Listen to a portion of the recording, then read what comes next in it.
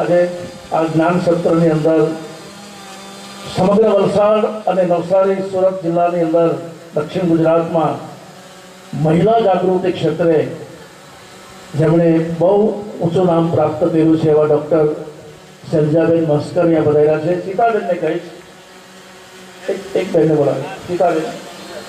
અને સાથે ડૉક્ટર મસ્કર સાહેબ પણ, અભિષેક મસ્કર સાહેબ પણ પધાર્યા છે. એમનું અભિવાદન તાળીઓના ગણગાટથી આપણે સૌ વધાવીશું. જેમ બધા વક્તાઓને, કથાકારોને 5-5 મિનિટની સમય મર્યાદાનો કાનૂન લગાડ્યો છે, એમ હવે હું જેને અહીંયા બોર્ડની અંદર બેટી બચાવો અને ભ્રૂણ હત્યા નાબૂદી, બેટી બચાવો અને બેટી ભણાવો એક અભિયાન. દાદા મારી ખતરવાડામાં ઉમરગામમાં કથા હોય તો પણ સમય કાઢીને ત્યાં આવે, સુરતમાં કથા હોય તો ત્યાં પણ આવે. અરે હું આહવા ડાંગમાં કથા કરતો હોઉં, એમની પ્રખ્યાત હોસ્પિટલ છે, 1 મિનિટનો પણ સમય નથી એમની પાસે. મસ્કર હોસ્પિટલ વલસાડની પ્રખ્યાત હોસ્પિટલ છે. પણ બેટી બચાવો અને બેટી ભણાવો ભ્રૂણ હત્યા નાબૂદી અભિયાનનું જે આજે 20 વર્ષથી કાર્ય કરી રહ્યા છે, હું બેન ડૉક્ટર શૈલજાબેન મસ્કરને કહીશ કે આપ પણ 5 મિનિટમાં આપનું ઉદ્બોધન. શૈલજાબેન મસ્કર.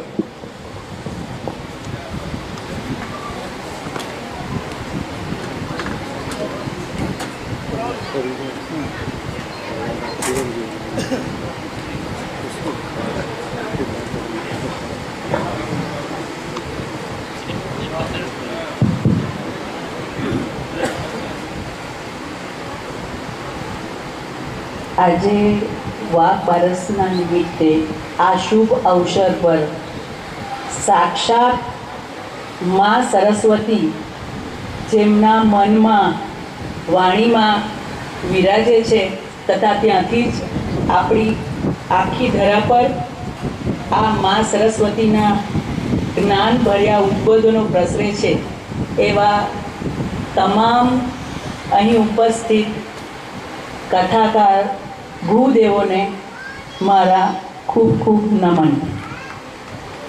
અહીં ઉપસ્થિત સર્વ વડીલો, ભાઈઓ, બહેનો તથા બાળકો, આપ સર્વને આપણી આ દિવાળી ખૂબ શુભ અને સમૃદ્ધ જાય એ બાબતે શુભેચ્છા પાઠવું છું. આપ સર્વને પણ મારા ખૂબ ખૂબ નમન.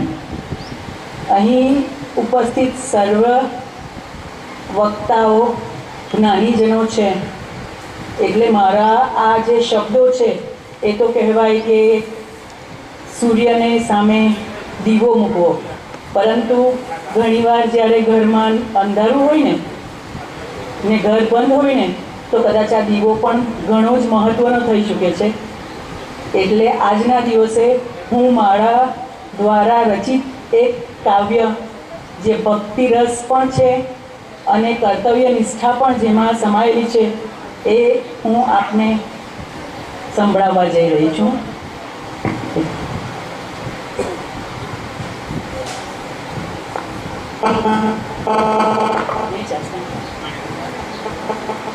આ જે કાવ્ય છે એ છે દિવાળી પર, કે આપણે વર્ષોથી બધા ભેગા મળીને દિવાળી તો મનાવીએ છીએ, પરંતુ એની પાછળ એક સંદેશો જે આપણા બધાના માટે છે, જેના વિશે હું આ કાવ્યમાં ઘણી રજૂઆત કરી છે કે નવરાત્ર પછી દશેરો અને દશેરા બાદ દિવાળી ઉજવીએ.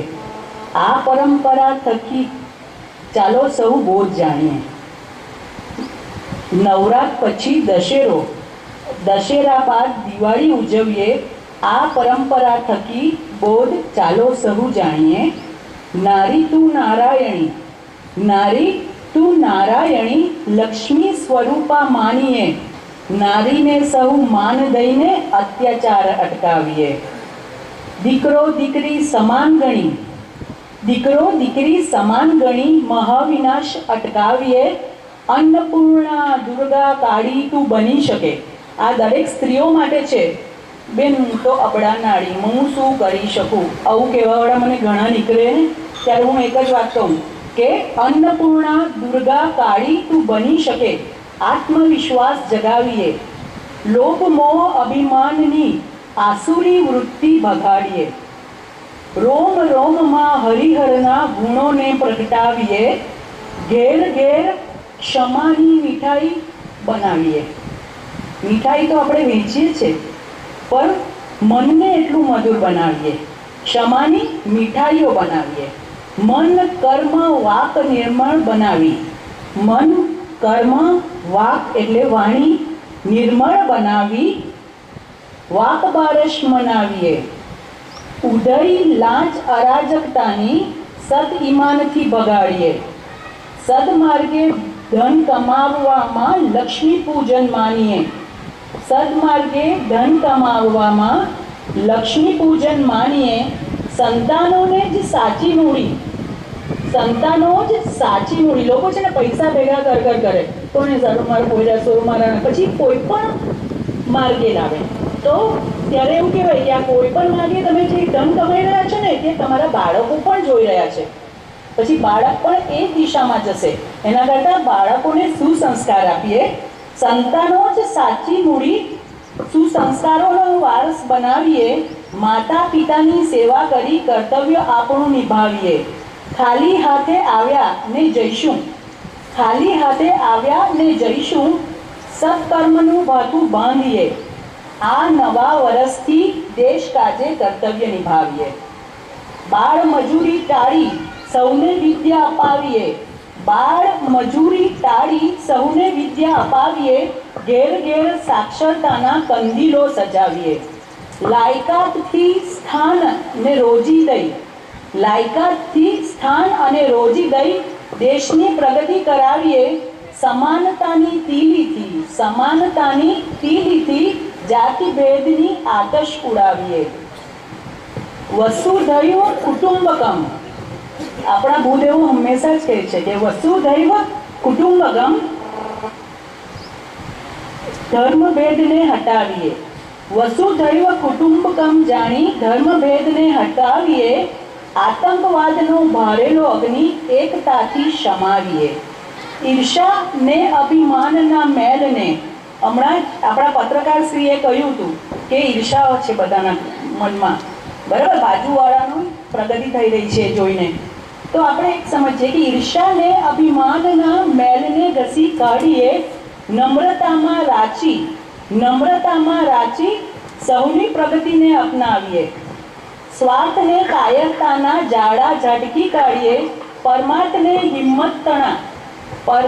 હિંમત તણા કવચ વસ્ત્રો ઘડી કાઢીએ. બધા ફેશિયલ કરાવવા જાય ઘણા બહેનો પણ, તો હું એ લોકોને એવું કહું કે હા એ તો કરાવો, પણ એની સાથે શું જરૂરી છે તો મનમુખ પર સંતોષ અને આનંદનું ફેશિયલ કરાવીએ. સ્નેહ ક્ષમા ધૈર્યના રંગે ધરતી માને સજાવીએ. ભૌતિક સુખોમાં ખરી દિવાળી નથી મનાવવાની આપણે બધાએ, એટલે કહેવાય છે ભૌતિક સુખો સંગે હવે આધ્યાત્મિકતા અપનાવીએ. ભૌતિક સુખો સંગે હવે આધ્યાત્મિકતા અપનાવીએ. ચાલો આ દિવાળીએ સૌ આત્મદીપ પ્રગટાવીએ. ચાલો સૌ ભેગા મળી સાચી દિવાળી મનાવીએ. ચાલો સૌ ભેગા મળી આવી દિવાળી મનાવીએ. ખૂબ ખૂબ ધન્યવાદ ડૉક્ટર શિલ્પાબેન. નમસ્કાર.